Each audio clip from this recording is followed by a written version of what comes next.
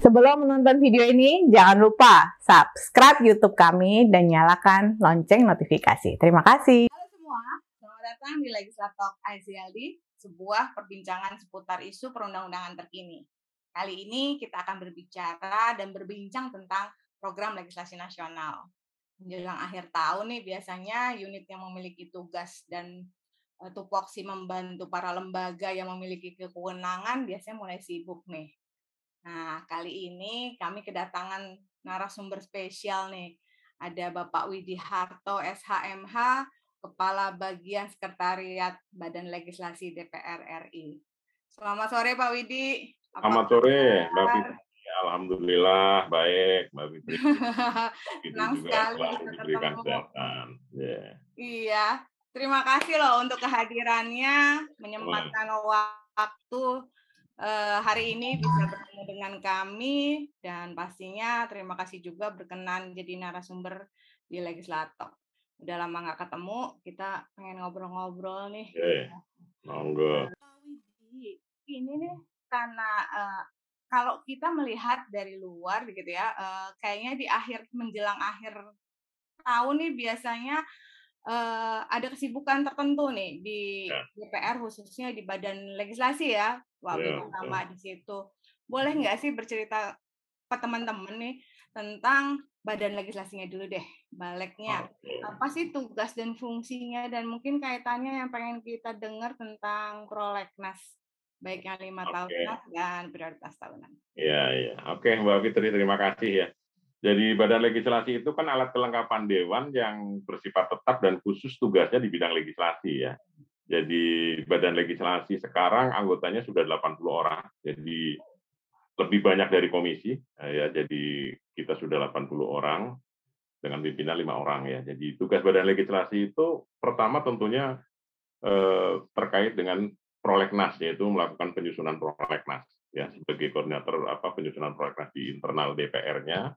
Lah juga sebagai koordinator penyusunan program legislasi antara 3 institusi, yaitu antara DPR, pemerintah, dan DPD. Itu tugas yang pertama terkait program legislasi. Kedua, Badan Legislasi juga mempunyai tugas untuk melakukan penyusunan rancangan undang-undang. Jadi sempat periode sebelumnya kan tidak diberikan kewenangan penyusunan, tapi dengan perubahan Undang-Undang MP3 kita diberikan kewenangan penyusunan lagi. Jadi kita baru ya. Ya, tapi sudah periode ini dua periode ini sudah melakukan penyusunan kembali. Terus juga melakukan pemantauan dan peninjauan terhadap pelaksanaan undang-undang. Ya. Terus berikutnya ada tugas juga terkait sosialisasi undang-undang, tentunya sosialisasi undang-undang. Juga melakukan evaluasi terhadap peraturan DPR. Jadi kelengkapan yang bertugas untuk melakukan pembahasan peraturan DPR adalah Badan Legislasi. Tapi usulan rancangan peraturan DPR-nya itu bisa berasal dari AKD lainnya atau anggota. Jadi itu seperti itu. Jadi dia RUU juga, tapi peraturan internal juga. Ya, peraturan internal, peraturan DPR terkait dengan pengelolaan tenaga ahli kan. Kadang-kadang mungkin periode yang lalu sudah dengan periode ini perlu ada penyempurnaan, perbaikan, dan sebagainya. Itu Badan Legislasi yang melakukan evaluasi terhadap peraturan DPR. Oke. Itu antaranya. Terus yang terakhir ya tentunya melakukan evaluasi pelaksanaan undang-undang dalam setiap tahunnya dan setiap satu periode keanggotaan Dewan. Jadi setiap akhir periode keanggotaan Dewan kita biasanya membuat 2 buku, yaitu buku pertama terkait evaluasi prolegnas, terus kedua terkait dengan kinerja Badan Legislasi sendiri. Jadi ada 2 buku itu yang kita biasanya susun di akhir periode. Itu antaranya Mbak Fitri, jadi tugas-tugas Badan Legislasi yang mungkin juga belum banyak dikenal ya, mungkin karena kita kadang-kadang dalam tanda petik sosialisasinya agak masih kurang ya. Jadi kadang-kadang tahunya kalau Badan Legislasi pasti hanya membahas undang-undang atau menyusun undang-undang aja. Padahal kita ada pelaksanaan tugas lain yang cukup penting dan kemarin sudah sangat baik Mbak Fitri. Yang terakhir, boleh saya cerita ya? Boleh dong, boleh. Malah kita pengen dengar. Terkait pemantauan pelaksanaan undang-undang. Itu yang baru tuh ya? Ya, kita terakhir baru melakukan pemantauan pelaksanaan Undang-Undang Nomor 18 Tahun 2012 tentang pangan. 18. Ya, di mana di undang-undang tersebut kan ada amanat untuk pembentukan lembaga pangan nasional. Ya, 3 tahun setelah pelaksanaan undang-undang. tahun 2012 berarti kalau 3 tahun kan ya kurang lebih 2015 kan. Itu harus terbentuk pada Badan Pangan itu. Tapi sampai kita melakukan tahun ini, sampai kita melakukan pemantauan, itu Badan Pangan itu tidak sampai belum pernah terbentuk. Makanya kan mungkin Mbak Viti pernah lihat di media banyak kan itu terkait tata kelola pangan kok kayaknya nggak dalam tanda petik yang mungkin carut marut ya.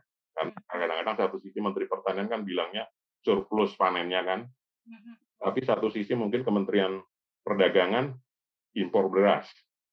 Jadi tidak satu tempat, jadi kebijakan tentang pangan tersebar di beberapa kelembagaan atau kementerian. Bahkan ada juga di Bulog juga kan, menyangkut Bulog juga. Perintahnya beda ya di undang-undang ya. Jadi perintahnya hanya satu badan sebenarnya, itu yang mungkin bisa terkoordinasi dengan baik. Jadi tata kelolanya nggak ada kebijakan di sana, di kementerian lain, sektor lain, gitu, seperti itu, Pak. Nah, kita sudah selesai, kita susun, sudah disampaikan ke Bamus, baru mau diagendakan ke paripurna. Pak Presiden itu merespon dengan Perpres nomor 66 2021. Pembentukan Badan Pangan Nasional, Mbak. Nah, itu salah satu bentuk sinergi kita dalam arti kita melakukan pekerjaan, dalam melakukan pekerjaan pemantauan kan kita mengundang rapat kerja juga, Mbak. Kita mengundang Menteri Perdagangan, kita mengundang Menteri Pertanian, kita mengundang Bulog juga, Menteri Perindustrian juga. Nah, itu kita menyampaikan hal itu. Kita melakukan pemantauan itu, kita undang, dan Balik berketetapan untuk akan selalu melakukan pemantauan. Ya, maka kita akhirnya setelah diputuskan, kita mau dilaporkan karena Bapak Presiden sudah merespon, ya yang kita susun laporannya juga kita rubah lagi, Mbak Fit, karena udah dibentuk. Padahal kita di situ menyatakan periode tahun ini kepala presidennya ini, periode ini sampai periode sekarang belum terlaksana. Bagaimana ini pelaksanaan tata kelola pangan nasional? Jangan-jangan karena diingetin jadi Pak Presidennya ingat gitu. Iya, ya mungkin ada seperti ada lah ya relasinya. Karena kita kan undang menterinya, menteri-menterinya kan kita undang di Badan Legislasi, dan kita bersegera di Badan Legislasi untuk segera terbentuk. Kalau enggak ya sampai kapanpun tata kelola pangan nasional akan tidak terarah gitu, karena semuanya kebijakan ada di berbagai sektor, kelembagaan atau kementerian. Ya, kelupaan sama undang-undang yang dibuat gitu ya. Nah, itu ya. Paling tidak. Ya, lah itu makanya itulah salah satu bentuk yang mungkin ya hasil pekerjaan Balik yang ada hasilnya ibaratnya seperti itu, Mbak. Mas, tapi kalau kita bicara soal tadi pemantauan dan evaluasi kan ada satu positif gitu ya. Artinya ya undang-undang dibuat oleh Presiden dan DPR gitu kan. Paling tidak waktu kekuasaan legislatif membuat dicoba diingetin lah, eksekutif belum melaksanakan gitu kan. Iya, seperti itu. Mungkin salah satunya itu, tapi buat saya dikaitkan dengan prolegnas, apakah akhirnya nanti juga pemantauan dan evaluasi itu pun gitu akan ada kaitannya tuh untuk penentuan atau ide-ide terhadap prolegnas gitu. Jadi kayak siklus gitu loh, Mas. Kira-kira itu juga jadi satu bagian yang akan diperhatikan di dalam penentuan prolegnas nggak gitu? Iya, itu salah satu, Mbak. Salah satu juga. Makanya sebenarnya kalau seandainya itu tidak direspon pun, mungkin kita akan secara itu akan melakukan usulan untuk perubahan undang-undang lagi. Nah, itu misalnya. Iya, karena makanya Mbak Fit kalau bisa lihat ya mungkin di tentang penyusunan prolegnas itu kan ada di Undang-Undang 12 2011 itu kan. Itu kita sekarang di dalam tatipnya ada tambahan kalau nggak salah. Ya, itu salah satunya hasil pemantauan, Mbak Fit. Oh iya. Iya, hasil pemantauan itu akan menjadi ya, Mas Widi ya. Iya, itu salah satu hasil pemantauan akan menjadi pertimbangan untuk masuk dalam prolegnas. Iya, betul. Prioritas itu jadi udah ada kaitannya ke sana memang. Ada kaitannya ya, supaya maksud saya sih jadi nggak sia-sia kan pekerjaan pemantauan evaluasi itu effortnya juga cukup besar gitu kan. Iya, betul. Kalau tuh dia tidak ada keterkaitan terhadap sinergi pembangunan rancangan sistem penyusunan rancangan undang-undang kan sayang gitu. Tapi ternyata sudah diakomodir ya. Iya. DPR tentang pembentukan undang-undang. Ya. Kalau misalnya tadi kan Mas Widi cerita kalau Balik itu mempunyai tugas menjadi koordinir bagi unit-unit yang ada di alat kelengkapan yang ada di DPR ya, internalnya, dan kemudian di dua badan lain ya, jadi bertiga, karena rancangan undang-undang itu kan usulan dari pemerintah dan juga DPR bisa mengusulkan melalui DPR, DPD bisa mengusulkan dari DPR. Nah, kalau unit-unit lain di DPR tuh kira-kira mereka mengusulkan prolegnasnya misalnya itu siapa saja, unit apa saja, dan kemudian balik melakukannya apa gitu, melakukan koordinasinya, apa mengarahkan atau membuat kriteria gitu, itu gimana Mas? Di luar DPR atau yang di dalam DPR ini? Internalnya dulu misalnya. Internal. Ya, internal. Seperti sekarang ini kan kita mau nyusun untuk prioritas 2022. Satu message yang sebelumnya, ya kita harus sudah menyurati ke fraksi, ya komisi, ya itu untuk meminta masukan usulan terhadap prioritas yang akan dibahas di 2022, Mbak Fit. Ya, walaupun mungkin dalam tanda petik ya Mbak Fit juga mungkin tahu bahwa capaian legislasi sekarang kan sangat rendah. Lah itu tentunya kita menyampaikan usulan ke komisi pun kita dalam suratnya kita sudah sampaikan bahwa walaupun di tatip komisi itu bisa mengajukan 2 rancangan undang-undang 1 tahun, ya di tatip itu seperti itu 2 tahun, tapi kita menetapkan dari Badan Legislasi untuk 1 komisi hanya 1, Mbak Fit. Salah satu cara untuk kita menekan jumlahnya, Mbak Fit. Jadi jangan karena kemauannya karena di tatip diatur 2, kita harus 2 dong. Tidak seperti itu. Kita mengambil kebijakan dari DPR, dari Badan Legislasi, bahwa 1 komisi 1. Tapi nanti kalau 1 selesai, baru bisa mengajukan lagi 1 lagi. Itu Mbak Fit, itu salah satunya yang di komisi. Kalau di fraksi, kita memang tidak membatasi. Kita sharing, kita yang nanti yang menyaring sendiri di Badan Legislasinya. Jadi fraksi hanya menyampaikan usul saja kan, tidak mengajukan rancangan undang, tapi sebagai menyampaikan usulan aja. Seperti itu. Kalau komisi kan punya hak. Ya, kalau anggota kan juga bisa mengusulkan. Kita juga umumkan di publish bahwa kita akan melakukan penyusunan untuk mendapatkan masukan dari anggota dan sebagainya. Seperti itu, Mbak Fit. Kalau dari balik sendiri sih boleh berinisiatif nggak tuh? Atau balik hanya menunggu masukan dari komisi atau dari fraksi? Kita boleh. Jadi akan sendiri menentukan sendiri. Kita kadang-kadang bisa mengakomodir ya usulan anggota. Biasanya anggota kan ada. Saya mengusulkan ini, sudah konsepnya lengkap Mbak Fit, karena kita untuk masuk prioritas, kalau kita semuanya taat aturan ya, itu kan sudah ada draft RU dan NA-nya. Dan anggota itu juga di dalam rapat pleno baliknya bisa menjelaskan, meyakinkan, menjelaskan, dan akhirnya terus itu direspon, karena dia mungkin secara pribadi ada mungkin repot atau mungkin minta langsung aja balik yang menginisiasi, ya kita bisa terima di Badan Legislasi dengan berbagai pertimbangan. Tentunya kalau kita juga mungkin slotnya masih memungkinkan, gitu Mbak Fit. Di Badan Legislasi sendiri kan nggak ditentukan di tatipnya harus menyampaikan berapa kan enggak. Cuma kita ya mungkin lebih dari komisi lah, karena kita kan tugasnya hanya 1 Mbak Fit, di bidang legislasi kan. Kalau komisi kan punya tugas di anggaran, punya seperti itu. Hanya membantu 1 tugas dari DPR, fungsi legislasi aja. Ya, fungsi legislasi saja, gitu. Legislasi saja. Jadi palingnya walaupun dalam tanda petik kinerjanya untuk legislasi juga memang masih perlu disimpelkan lagi, karena bagaimanapun memang sebenarnya tugas legislasi kan tidak hanya DPR ya, kita juga melibatkan pemerintah, kita melibatkan juga untuk RU tertentu dengan DPD, tentunya ada saling terkait lah, tapi ya is okay lah kalau memang mau menilai seperti itu di Badan Legislasi, karena kita memang koordinator penyusunannya prolegnas. Dua tugas lah, koordinator di dalam dan koordinator di luar. Betul. Kalau di dalam itu dari bulan apa biasanya Pak Widi? Kita rata-rata biasanya bulan September kita sudah memberi masukan. September ya. Sekarang, jadi yang masukan dari komisi maupun fraksi dan dari anggota sudah masuk ke Badan Legislasi. September tuh ya. Iya, September kita. Nanti kalau mulai masuk ke koordinator yang tadi eksternal itu kira-kira tuh bulan apa tuh? Ya itu harusnya Oktober awal. Karena sebenarnya Mbak Fit ya, kita mau, walaupun Mbak Fit juga tahu sendiri ya, kita kan jarang sekali sesuai dengan penetapannya sebelum penetapan APBN kan. Iya. Bahkan tahun yang lalu 2021 ya, Mbak Fit juga mungkin di media juga udah disinggung bahwa penetapan baru bulan Maret.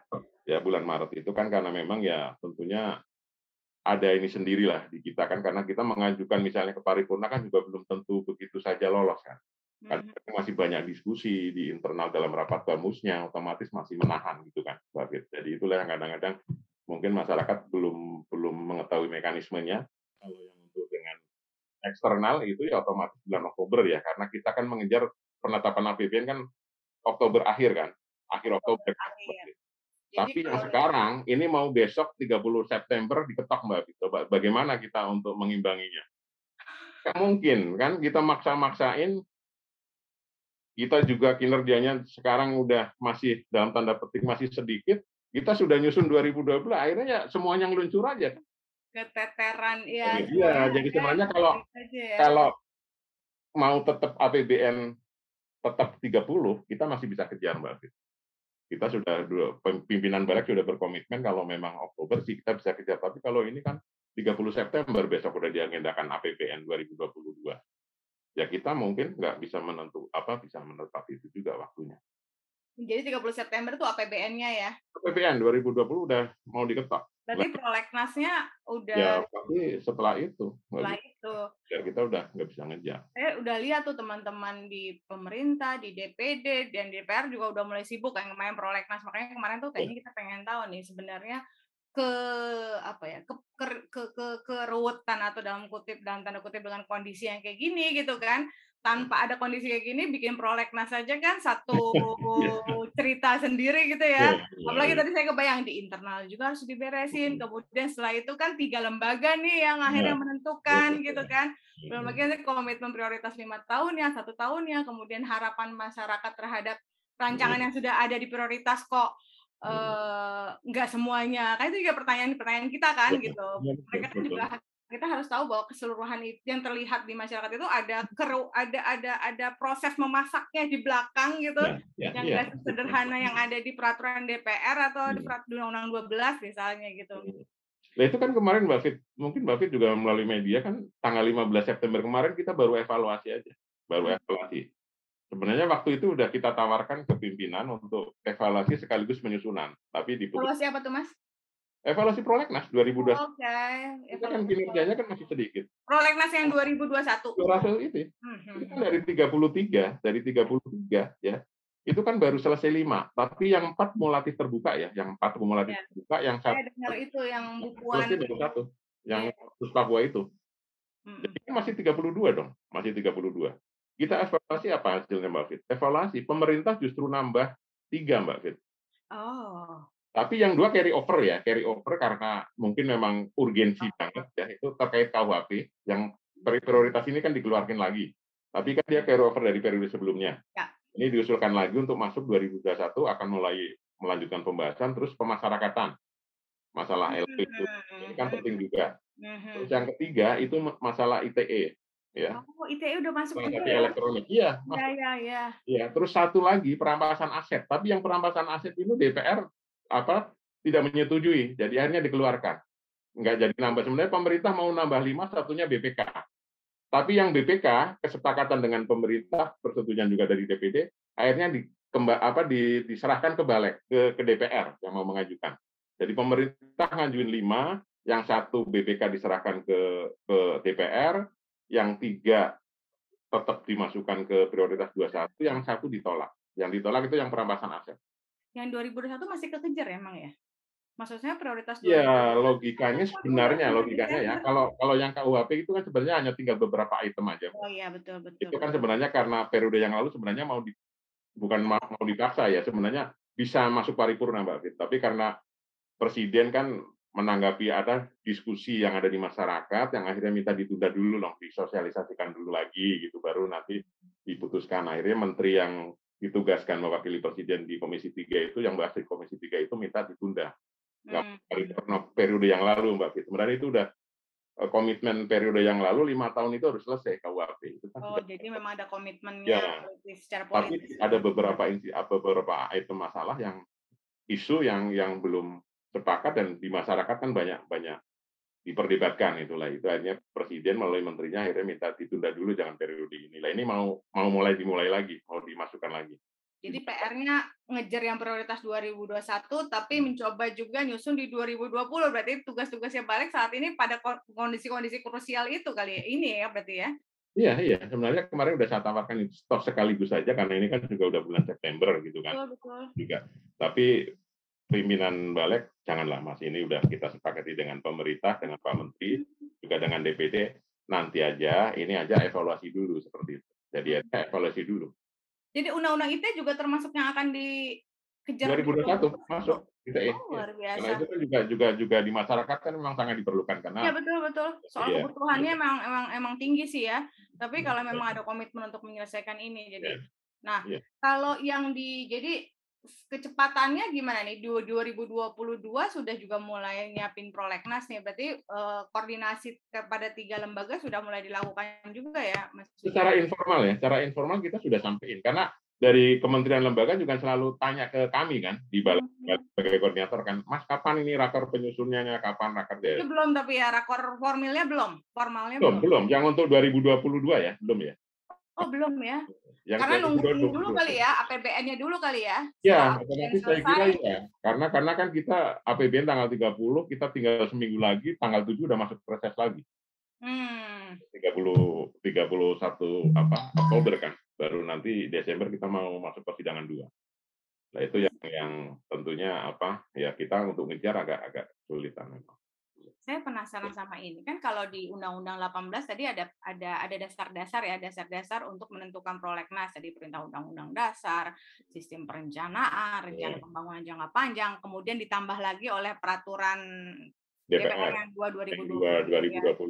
Paling 3 kan ada berapa nih? Ada GHI, berarti lebih banyak lagi lah. Termasuk dari aspirasi kebutuhan hukum masyarakat juga masuk ya ke dalam indikator-indikator itu. Ya, kalau itu kan masih yang lama juga udah ada kan. Iya, di Undang-Undang 12 ada. Nah, seberapa saklokkah dengan poin-poin ini gitu ya? Ini kan poin misalnya katakan ada 12 gitu. Apakah memang dari 12 ini keseluruhannya diambil atau memang hanya beberapa item saja atau bahkan bisa di luar dari dasar-dasar yang memang ditentukan oleh Undang-Undang 12 dan peraturan DPR? Iya, sebenarnya pasti kita selalu mengacu ke sana, Mbak Fit. Tidak semuanya item itu terpenuhi kan, pastikan. Misalkan di perintah Undang-Undang Dasar mungkin belum tidak ada di perintah langsung dari Undang-Undang Dasar. Ya, cuma memang di yang terakhir itu kebutuhan masyarakat lah itu yang kadang-kadang menjadi seperti kayak sapu dekat ya. Jadi karena itu kan aspirasi masyarakat kan. Iya. Itu kadang-kadang kalau kita aspirasi menyampaikan usulan prolegnas saja nggak diakomodir, kita udah dinilai, katanya lembaga aspiratif. Kita aspirasi saya kok nggak ditampung, Pak, nggak dimasukkan di prolegnas. Seperti itu, Mbak Fit. Padahal itu kelihatannya aspirasi masyarakat. Lah itu seperti itu, Mbak Fit. Jadi, ya pasti tidak semuanya lah item itu. Pasti ada beberapa. Tapi memang kuncinya di terakhir itu memang aspirasi masyarakat itulah yang kadang-kadang memang semuanya bisa masuk kan ke situ ibaratnya kalau memang itu Dan orang yang punya kepentingan merasa bahwa dia harus didengar aspirasinya, jadi pemantauannya lebih gampang. Mungkin dia nggak ngecek lagi ya, ada perintah di Undang-Undang Dasar kah, ada perintah dari sistem perencanaan nasional kah, dia kan nggak ngecek itu, yang dia cek adalah apa aspirasi saya gitu ya. Itu, padahal kan kita juga harus melihat rencana strategis pemerintah juga, rencana strategis DPR, rencana strategis DPD juga, gitu kan. Antara rencana kerja pemerintah juga, kita kan harus melihat itu, Mbak Fit. Cuma ya itu, kita sudah menekan sampai sebesar itu pun masih banyak komplain. Kita di paripurna juga masih kadang-kadang anggota yang interupsi, komisi yang ada interupsi, kenapa RU ini tidak masuk, seperti itu, Mbak. Padahal sebenarnya kalau semuanya sudah taat aturan ya bahwa yang masuk prioritas itu betul-betul yang sudah siap draft dan enaknya. Kadang-kadang ternyata masih perlu penyempurnaan. Kita sebenarnya kan kita ada ya sebenarnya waktu itu kebijakan dengan pimpinan DPR dan komisi juga bahwa untuk 2 bulan pertama itu masing-masing alat kelengkapan yang mengajukan itu harus menyelesaikan draft untuk diharmonisasi di badan legislasi, Mbak. Kalau yang dari anggota dari komisi kan diharmonisasi di badan legislasi. Prakteknya hampir 1 tahun ini aja nggak muncul-muncul. Nah itu gimana? Sebenarnya kalau taat seperti itu kan 2 bulan, ya mungkin bisa dikalkulasi menjadi 2 masa persidangan itu nyusun, menyempurnakan, karena sebenarnya kan harusnya masuk prioritas sudah ada draftnya dan yang lainnya. Menyempurnakan. 3 masa sidang membahas. Sebenarnya kan itulah hitung-hitungan dalam 1 tahun itu. Jadi paling tidak minimal itu 1 RUU 1 komisi kalau bisa gitu ya. Tapi prakteknya kan penyusunan sampai sekarang pun belum diajukan ke Badan Legislasi untuk harmonisasi. Nah itu kan menunjukkan bahwa ya memang mungkin tugas legislasi dalam tanda petik kan tidak menarik tugas di bidang pengawasan dan anggaran. Barangkali seperti itu loh ya penilaian saya. Itulah yang Berat kata-kata. kali juga, Mas. Eh? Lebih berat, lebih Ya harus pasti. Iya, pasti kan berkompetensi. harus konsentrasi. Padahal kan dia satu anggota itu kan tidak hanya membahas satu, Mbak Fit. Kalau mungkin di balik dia anggota balik membahas undang-undang yang sedang disiapkan balik. Dia anggota komisi mungkin ada undang-undang di komisi. Dia dilibatkan di pansus mungkin ada undang-undang di pansus kan seperti itu. Bagaimana dia full konsentrasi untuk satu undang-undang misalnya. Jadi tapi maksud saya begitu penentuan prolegnas itu kan seharusnya ada NA dan RUU yang sudah jadi kan, atau kadang-kadang teman-teman memang kita fokus ke RUU, NA-nya belum dibuat gitu. Padahal kan waktu pengusulan prolegnas NA harus sudah ada ya Mas Widi. Tapi dalam prakteknya apakah ada juga yang memang belum siap gitu? Nah, kita kembali Mbak Fit. Kita kan memang produk hukum tapi yang dihasilkan dari lembaga politis Mbak Fit. Ya, kadang-kadang mungkin ya ini kan lembaga politik kita susah. Pak, ini draftnya sama ininya belum ada, yang penting ada alasannya, ada alasan nanti 2 bulan dia kasih waktu untuk menyelesaikan penyusunan draft sama NA. Nanti kalau enggak keluarin dari prioritas. Tapi dalam pelaksanaannya benar nggak mau dikeluarin, kan kita juga menjaga keseimbangan antar alat kelengkapan dewan kan. Ibaratnya tidak semena-mena karena memang yang kesepakatan ini kan hanya kesepakatan alat kelengkapan dewan dengan pimpinan. Dan belum diatur di tatip atau pembentukan undang-undang bahwa kalau 2 bulan atau 2 masa persidangan tidak diajukan balik harmonisasi, ini langsung di-drop dari prolegnas. Prioritas misalnya seperti itu, harusnya ketat seperti itu. Padahal maksudnya mungkin kalau NA sama RUU udah jadi, begitu masuk ke harmonisasi udah lebih mudah, begitu kan ya Mas Widi ya? Iya, pasti seperti itu. Karena itu kan sebenarnya memang sudah diatur bahwa untuk prioritas harus sudah siap. Tapi kadang-kadang ada beberapa komisi menyatakan akan disempurnakan dulu Mas, jadi ini belum disampaikan ke balik ya, is okay. Tapi kan waktunya harus ada batasan waktu dong disempurnakan. Padahal namanya udah ada gitu ya. Iya. Ada.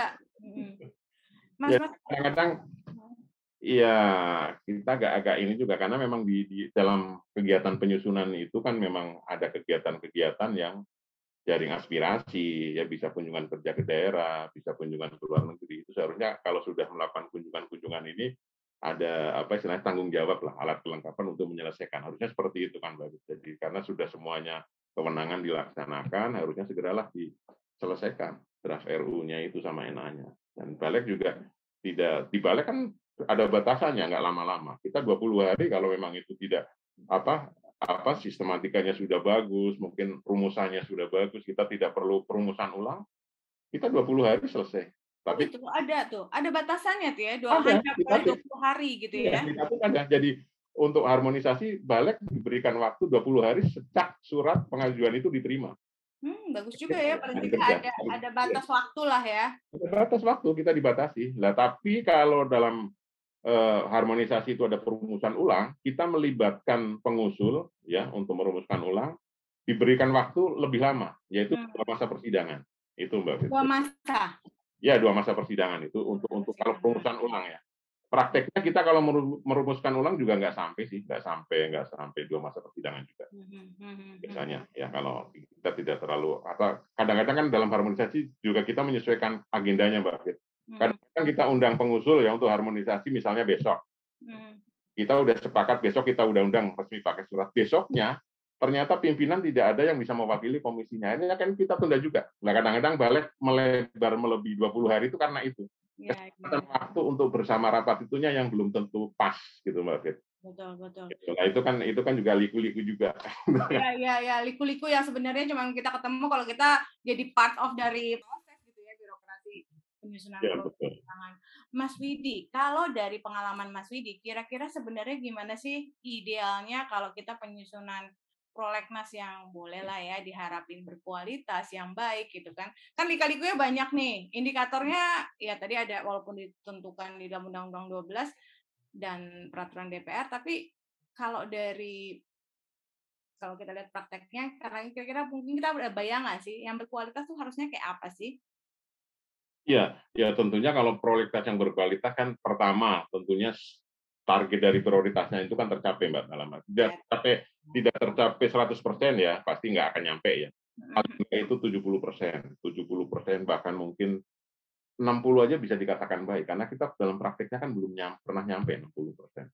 Itu belum pernah nyampe ya? Maksud saya kondisi yang saat ini kemarin Bu Puan bilang hanya 30% itu yang paling buruk kah di dalam proses atau memang rata-rata emang cuma segitu gitu?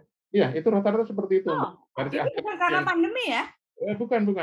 Sebenarnya pandemi itu sebenarnya tidak mempengaruhi, Mbak Fit. Karena pandemi, kita rapat-rapat secara virtual kan memang sudah diakui. Kita dasar hukumnya di Tatip itu kita diakui. Karena kehadirannya juga kita rekap yang virtual yang ikut berapa, kita diakui. Pengambilan keputusannya juga secara hukumnya sudah ada landasan hukumnya. Jadi sebenarnya tidak ada pengaruh ya antara pandemi dan pandemi karena pandemi pun kita bisa rapat. Ya, kalau bisa dibayangkan kalau pandemi tidak mempengaruhi, kita cipta kerja tidak bisa selesai dalam waktu yang dalam tanda orang sangat cepat itu ya. Padahal itu tidak cepat juga. Cuma memang kita kerjanya all out kan dari pagi malam terus gitu. Seperti itu. Jadi sebenarnya ya kalau yang kualitasnya bagus tentunya prolegnasnya sasarannya bisa tercapai minimal ya seperti itu saya katakan 60% sudah dikatakan baik lah karena selama ini kita rata-rata 30%. Rata-rata 30% itu rata-ratanya Mbak Fit ya. 30%. Segitu ya. Jadi bahkan beberapa mana itu pengamat kan hanya mengatakan sekitar berapa itu 23 atau berapa persen itu. Kalau hitungan kami di kajian badan legislasi sekitar 30%. 30% itu juga termasuk yang kumulatif. Sebenarnya ya, yang kumulatif harusnya nggak dihitung juga gitu ya? Iya, rata-rata termasuk kumulatif Mbak Fit. Otomatis dia itu lebih ini lagi dong. Lebih lagi. Iya, jadi itulah. Makanya karena kita kan sebenarnya sekarang agak mencoba kesulitan sekali bagaimana sih ya menekan jadi targetnya itu betul-betul realistis dengan sesuai kemampuan kami yang ada di DPR, mungkin juga pemerintah dan beberapa RUU kan terkait dengan DPD itu seperti itu. Karena kita sudah berusaha sebenarnya balik itu yang di tatipnya komisi mengajukan 1 tahun, kita sudah pangkas satu aja dari komisi kan komisi ada 11 rancangan undang-undang kan. Kalau misalnya balik dikasih 4 sudah berapa 15. Kita mengakomodir anggota setiap tahun kurang lebih ada ya antara 3, 4 sampai 5. Ya belum kita dari pemerintah, belum kita dari mana? Dari DPD. Ya. Karena itu yang saya sampaikan ke Mbak Fiti tadi. Karena setiap komisi pun kelihatannya kan memang mesti mau mengajukan kan, pasti mengajukan karena di balik itu kan ada kewenangan-kewenangan tugas dia yang bisa melakukan kunjungan. Mas Widi, kalau dibatasin mereka nggak protes atau komisi, kok saya dibatasin gitu, ada nggak sih kan peraturan? Awalnya protes. Saya penasaran. Terus ada yang kita di surat udah jelas, kita di surat hanya diperbolehkan mengajukan satu rancangan undang-undang, nanti bisa menambah seandainya satu rancangan undang-undang selesai.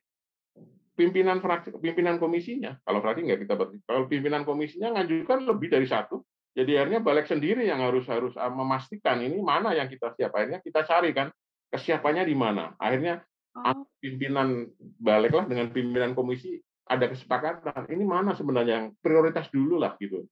Jelas gitu Mbak Fit, karena surat-surat udah jelas harus mengajukan satu aja dari komisi, tapi prakteknya ada yang ini ngajuinnya sampai 3. Tetap aja ya. Baliknya yang bingung kan? Iya. Yang mau nilai itu akhirnya antar pimpinan lah yang bisa menyelesaikan. Pimpinan lah yang menentukan. Iya, karena nanti kalau nggak ada komunikasi, Mbak Fit, kita tentuin ini berdasarkan kajian balik misalnya kan, ternyata dia yang diinginkan prioritas bukan itu, kan nanti pasti komplain lagi kan di dalam rapat-rapat di penetapan rapat di paripurna pasti komplain. Makanya kita biasanya ada komunikasi antar pimpinan. Nah, kalau tadi dari prakteknya tidak lebih dari 30%, kami tuh sebenarnya juga penasaran dan pengen tahu kalau di 2021 tadi Mas Widi juga sempat bahas kan bahwa penentuannya itu baru di awal Maret ya, yang sebenarnya agak terlambat. Nah, apakah proses yang terlambat ini pernah juga terjadi pada masa-masa sebelumnya atau baru pertama kali sih di 2021 ini? Kalau melimpah ke tahun yang sedang berjalan, itu baru 2021 ini. Baru 2021. Memang ya sebelumnya memang mungkin terlambat, tapi ya pasti sebelum berakhir tahun sudah kita tetapkan. Desember misalnya kita sudah tetapkan. Tapi kemarin memang karena ada beberapa diskusi di BAMUS antara pimpinan DPR, pimpinan Balik, pimpinan fraksi yang mungkin belum ada kesepahaman. Sebenarnya walaupun dibalik kan sebenarnya sudah selesai itu dengan pemerintah, dengan DPD. Itu juga yang menjadi pertanyaan. Waktu itu kan diskusi apakah iya pimpinan DPR bisa menunda-nunda seperti itu gitu loh. Karena ini kan keputusan yang sudah 3 lembaga, Mbak Fit, mewakili DPR, mewakili DPD, tapi di pimpinan kok nggak diajukan ke paripurna, padahal di paripurna kan hanya penetapan, bukan membahas lagi. Ya, tapi kan diskusinya pasti pimpinan juga, loh saya selaku pimpinan kan bisa istilahnya mempunyai kewenangan mengatur juga. Ini menjadi wacana di publik nanti terlalu banyak atau gimana. Jadi sebenarnya pimpinan DPR menginginkan prolegnas itu ya realistis, Mbak Fit. Makanya saya sampaikan ke Mbak Fit, mungkin di umum belum ada ini juga. Ada 2 rancangan undang-undang yang sebenarnya periode lalu sudah pernah diajukan juga, periode sekarang sudah diajukan.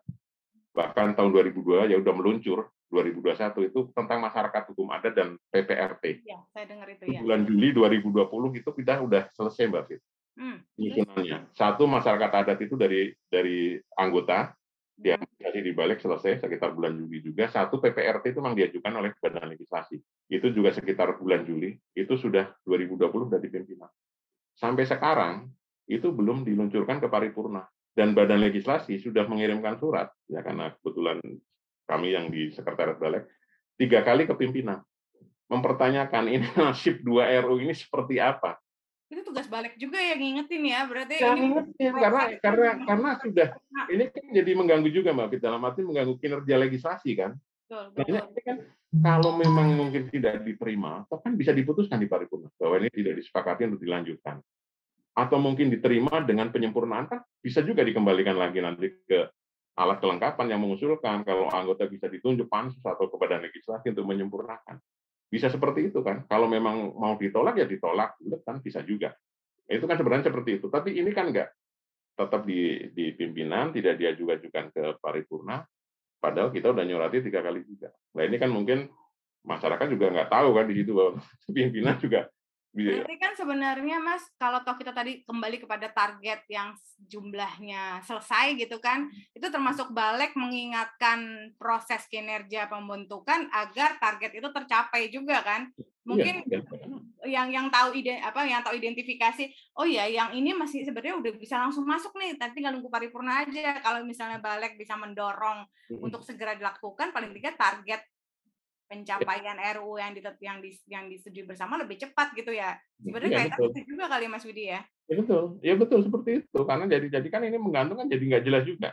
Nah, karena si pengusul yang dari anggota ya maupun Balik ya, sebenarnya kan kalau memang tidak itu ya ada pembicaraan yang apalah, mungkin karena memang ini masih ada pertanyaan dari beberapa fraksi, mungkin suruh menarik atau gimana kan bisa kan, karena RUU kan bisa ditarik kan.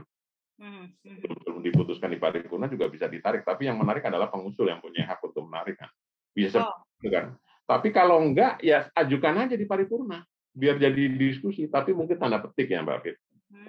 Pimpinan kan nggak ingin mungkin di paripurna juga heboh, banyak diskusi, mungkin disiarkan melalui televisi, mungkin kan ada keinginan seperti itu, mungkin menjaga dalam arti rapatnya tidak rame gitu barangkali. Nah, mungkin pertimbangan kalau menurut pertimbangan saya seperti itu, karena mungkin masih ada beberapa fraksi memang di Balik sudah diputuskan, tapi mungkin ada catatan kan. Setelah sampai di Bamus, fraksi itu bersikeras, memang terus akhirnya barangkali berubah, memang tidak setuju, mungkin barangkali seperti itu. Walaupun kalau pending gitu ya. Iya, malu dihitung dari fraksi yang menyetujui, saya yakin pasti lebih banyak gitu loh. Tapi kan ya itulah, kita kembalikan ini memang lembaga politis kan, kita kadang-kadang ya agak ini juga agak alasannya nggak terkemuka gitu ya sebenarnya apa gitu. Iya, masih seperti itu. Jadi ini yang di masyarakat pasti ya mungkin nggak tahu gitu kan. Paling Balik hanya punya fungsi administrasi, mengingatkan bahwa ini sudah dalam proses gitu ya. Tapi balik lagi keputusan politik lah yang akhirnya menentukan dia akan maju atau tidak gitu. Nah, itu betul. Makanya kita udah 3 kali tuh terakhir 2 RUU ini, kita udah 3 kali ya pimpinan Balik nyurati pimpinan DPR.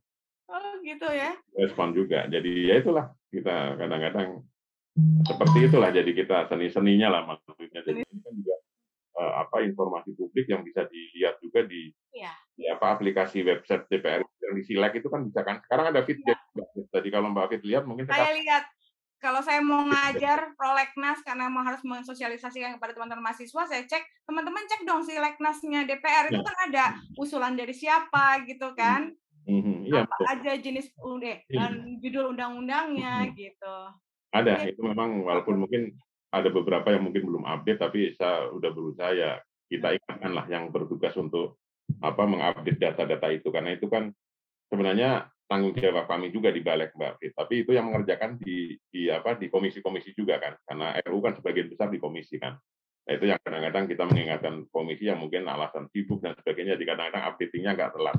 padahal iya, kalau saya jadi sebagai masyarakat senang tuh begitu RUU yang saya tunggu-tunggu udah masuk ke prolegnas kan senang tuh ya. Ya. Kadang-kadang kan orang nggak ngerti Mas Widi gitu Hmm. kan, masuk 5 tahun kita udah happy gitu, kayaknya perjuangan masuk 5 tahun gitu kan, Iya. tiba-tiba masuk setahun lagi, atau masuk setahun nggak jadi lagi di RUU-nya dibahas gitu kan. Kalau masyarakat kan lihatnya begitu, Ya, padahal betul pasti. prosesnya panjang, iya. Sekarang banyak ini, kita kan lagi menyusun balik itu RUU tentang penghapusan kekerasan seksual. Dan Ah, organisasi perempuan banyak Mbak Fit masukan. Segera disahkan, segera disahkan. Loh, ini penyusunannya di balik aja belum selesai, bagaimana disahkan? iya. Tapi ini sudah banyak tekanan gitu seperti itu. Tapi kalau misalnya nih dia sudah masuk ke prolegnas 5 tahun gitu ya. Ya. Hmm. Pernah nggak itu ada 1 atau 2 undang-undang atau mungkin banyak undang-undang yang nggak pernah masuk ke prioritas tahunan gitu. Jadi nama dia cuma ada di prioritas 5 tahun aja, ada Ya. gitu? Ya ada lah, pasti banyak. Tapi sekarang bisa lihat, sekarang di 2020, 2024 berapa? Kan 247. 24 belum ada penambahan satu ya, 246. 246 atau 247 itu dibagi 5 tahun berapa? Kan hampir 49. Oh iya ya. 49 per tahun. Padahal kita Mbak Fit, kita bisa lihat, sekarang misalnya 2021, baru selesai satu, pasti berapa besok yang meluncurkan? Karena kalau sudah masuk di tahap harmonisasi ya ke atas, bukan penyusunan, itu pasti akan meluncur Mbak Fit. Penyusunan ya, kalau yang tahap penyusunan di di DPR atau di komisi, di balik maupun di anggota belum masuk tahap harmonisasi, itu bisa dipertimbangkan tidak dimasukkan lagi. Karena memang sudah 1 tahun kok nggak diajukan, berarti ini udah lebih baik di-delete. Jadi kalau udah masuk harmonisasi malah lebih mungkin untuk masuk Ya, penyusunan. meluncur, karena meluncur ke 2022 Oh, pasti meluncur ke next year tahun. gitu ya? Iya, Oh, oke. tahun berikutnya. Nah itu kan prosesnya pasti setiap tahun yang meluncur itu dalam jumlahnya kan lumayan, Mbak Meluncur Fit. tetap harus ditentukan lagi oleh prioritas tahunan kan, nggak sekedar muncul, katakanlah misalnya RUU tentang pendidikan tahun ini prioritas tahunan, kemudian dia tidak terbahas gitu kan. Meluncurnya kan bukan pasti di 2022 dia ada gitu. Tetap harus ada keputusan politik lagi kan untuk Ya ada, otomatis harus tercantum lagi kan, harus tercantum lagi di prioritas tahunannya kan, nggak mungkin ya. Apakah langsung atau memang harus ada proses lagi? Harus ada kan ya? Ya prosesnya otomatis dalam arti untuk pengajuan draftnya dan lain-lainnya enggak, Mbak Fit. Kalau udah peluncuran karena itu kan sudah masuk tahap proses ya, proses untuk di luar penyusunan untuk harmonisasi. Harmonisasi kan tinggal nanti diajukan sebagai RUU DPR misalnya itu kan. Itu kan kita pertimbangkan juga kalau itu langsung misalnya nggak diajukan terus meluncurkan, ini jadi pekerjaan yang sudah mengeluarkan biaya, mungkin waktu dan sebagainya kan hilang seolah-olah. Tapi kita kembali, itu kewenangan pengusul seandainya memang sudah ibaratnya mungkin ya setelah dikaji atau siapa terus ada daya dukungnya kurang, pengusul mau menarik is oke silahkan. Tapi kalau di badan legislasi, kalau sudah masuk harmonisasi ya itu kewenangan pengusul, tapi badan legislasi pasti akan menentukan itu akan meluncur tahun berikutnya. Oke. Sudah proses dan badan legislasi tidak bisa ngedrop. Jadi pasti wajib ada gitu. Iya, karena sudah harmonisasi, Mbak Fit. Harmonisasi. Yang penting udah harmonisasi, bisa masuk ke pelaksanaan, meluncur lah ya. Iya, meluncur tahun berikutnya. Nggak masuk ke tahap penyusunan, tapi meluncur kepada tahap ya selanjutnya. Jadi melanjutkan tahap prioritas. selanjutnya. Iya, jadi melanjutkan tahap selanjutnya. Jadi nggak diawali lagi. Ini berbeda dengan kalau periode keanggotaannya berubah, Mbak Fit. Periode anggotanya berubah, itu nggak meluncur. Yang meluncur kita di perubahan Undang-Undang 12 kan ada yang 15 2019 carry over istilahnya. Kita beri kesempatan carry over bagi RU yang sudah pembicaraan tingkat 1 dan sudah lebih dari 0,5% pembahasannya DIM. Itu kayak kemarin itu ada Minerba, itu kan memang tinggal sedikit, KUHP, terus pemasyarakatan itu meluncur. itu bisa. Jadi periode selanjutnya keanggotaannya meneruskan substansi yang belum dibahas. Jadi tujuannya itu kembali supaya semua yang pekerjaan yang sudah dilalui periode sebelumnya nol lagi. Tidak diawali lagi dari awal. Ini berbeda kalau yang tahun anggaran yang berganti. Kalau tahun anggaran berganti yang tadi saya sebutkan, kalau udah harmonisasi biasanya langsung dipertimbangkan untuk masuk ke periode prioritas tahun berikutnya. Mas Jadi kalau berganti periode. Kecuali berganti periode ya, kalau nggak berganti periode bisa langsung meluncur lah ya, artinya nggak membuat nol lagi pekerjaan-pekerjaan yang sudah susah payah. Nah tadi kan kalau cerita pada umumnya kita bicara soal perencanaan di bidang prolegnas. Nah kalau undang-undang yang diajukan di luar prolegnas, dinamikanya lebih seru nggak sih? Iya lebih seru, tapi dalam prakteknya kan dalam tanda petik ya, mungkin kan ini memang politisnya nggak tinggi Mbak Fit biasanya. Nah itu maksud saya. Ya. Jarang, karena memang itu kan jarang. Jarang ya. Kalau nggak besar banget gitu kali ya. Kenapa? Kalau nggak besar benar kali ya kedorongan politiknya mungkin lebih. Iya, karena kepentingan misalnya yang dulu pernah itu yang Undang-Undang 42/2014 yang perubahan pertama Undang-Undang MP3 Mbak Fit terkait penambahan jumlah pimpinan. Memang tidak masuk prolegnas itu, jadi itu di luar. Tapi karena itu usulan DPR dan pemerintah menyepakati, ya otomatis itu jalan, gitu loh. Lalu disepakati, jadi itu di luar prolegnas, itu Undang-Undang MP3 yang perubahan. Jarang tuh ya, itu jarang 42 itu kan politis akhirnya kan, kepentingan politis karena hanya menyangkut tentang di DPR aja kan, kewenangan di DPR penambahan pimpinan ada beberapa itu kan, enggak semuanya itu beberapa item aja. Tapi kalau prolegnas yang di luar prolegnas usul dari pemerintah misalnya seperti itu sampai di DPR-nya riak-riaknya juga itu kan kalau tadi usulannya RU-nya dari DPR sendiri kan, kemudian di luar prolegnas. Kalau yang di luar prolegnas usul dari pemerintah itu kira-kira tanggapannya dari DPR juga akan. Iya sama Mbak Fit, juga karena apa Mbak Fit, sebelum mengajukan biasanya antara Kementerian Hukum ya dengan Balik sudah ada komunikasi.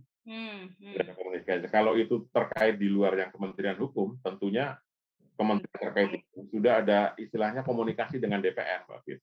Ada komunikasi, jadi otomatis kalau sudah ada komunikasi dengan DPR, sudah dikomunikasikan oleh pimpinan DPR dengan pimpinan fraksi-fraksi, itu pasti pasti akan disetujui gitu. Karena jarang pemerintah ujuk-ujuk begitu aja langsung mengirimkan gitu kan enggak. Sudah ada komunikasi. Apalagi Mbak Fit sekarang kan konstelasi politiknya sudah berapa? 7/2 kan. Iya. Itu akan semut lagi, itu lebih mempermudah pengambilan keputusan. Jadi kalau toh memang mau di luar prolegnas, biasanya mereka sudah test the water dulu lah ya. Ini kira-kira masih bisa atau enggak gitu ya. Baru dia bisa di luar prolegnas. Dan biasanya politisnya cukup besar dulu kali ya. Iya, pasti biasanya seperti itu. Jadi itu yang kadang-kadang masyarakat juga mungkin barangkali kok kaget loh kok ada ini gitu kan, seperti itu kan, karena mungkin ya memang waktunya cukup cepat gitu kan. Wah, seru banget Pak Widi. Benar-benar sesuatu yang mungkin kita yang di luar dari badan legislasi dan mungkin di luar DPR nggak pernah tahu proses yang sebenarnya terjadi nih. Jadi kita mengucapkan terima kasih banget kepada Pak Widi untuk waktu dan sharingnya di tengah kesibukan Pak Widi lagi mengejar target undang-undang untuk mendampingi anggota untuk mengejar target prolegnas prioritas tahunan tahun ini dan kemudian menyiapkan prolegnas 2021. Terima kasih juga kepada teman-teman yang hadir menonton podcast Legislator kali ini. Jangan lupa teman-teman like dan komen, subscribe juga YouTube kami, dan jangan lupa juga follow media sosial kami di FB ICLD dan IG ICLD. Terima kasih semua, sampai jumpa. Terima kasih sudah menonton. Jangan lupa like, subscribe, dan komen video ini.